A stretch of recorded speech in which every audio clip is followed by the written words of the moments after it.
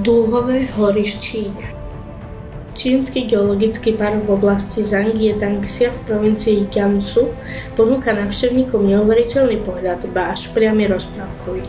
Úžasné farebné čínske hory majú rozlohu 40 km a za svoj dúhový sľad môžu vďačiť červenému pieskovcu a ložiskám nerastných surovín.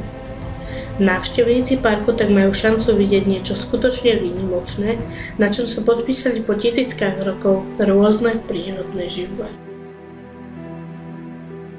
Jaskyňa Waitomo. Waitomo.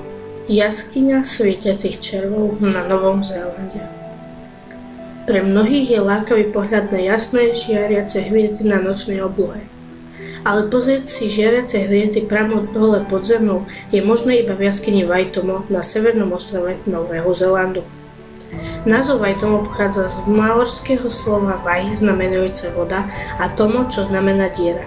Miestni ľudia túto jaskyňu volajú aj ako Arachnokampa luminosa. Samozrejme, že hviezdy nie sú skutočné, sú to svietiace červy, tzv. Svetlušky, ktoré vám nad hlavou vytvárajú žiarivú oblohu. Tento pohľad sa podobá pocitu, ako keď sa človek pozerá na tisíce hviezd za úplnej jasnej noci. Veľká modrá diera v Belize. Okrúhla diera, ležiaca približne 100 km od hlavného mesta Belize, sa nazýva The Great Blue Hole, v preklade Veľká modrá diera, a patrí ku belizijskej korálovej bariére.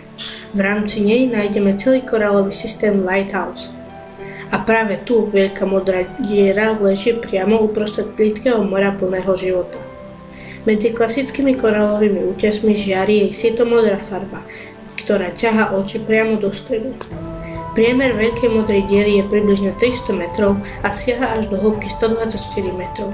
Tieto rozmery z nej robia jeden z najväčších závrtov sveta. Ešte aj v hĺbke 40 metrov si stále uchováva teplotu vody približne 24 stupňov. Jaskyňa obrovských kryštáľov. Jaskyňa obrovských kryštáľov.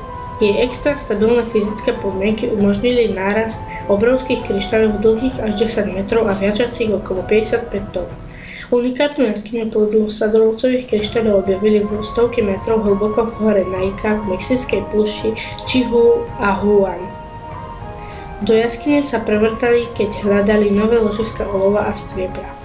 Mexičania priestor pomenovali Cueva de los Cristales, teda ako jaskyňu kryštáľov. Podľa odborníkov sa tam nachádzajú aj najväčšie kryštály sveta.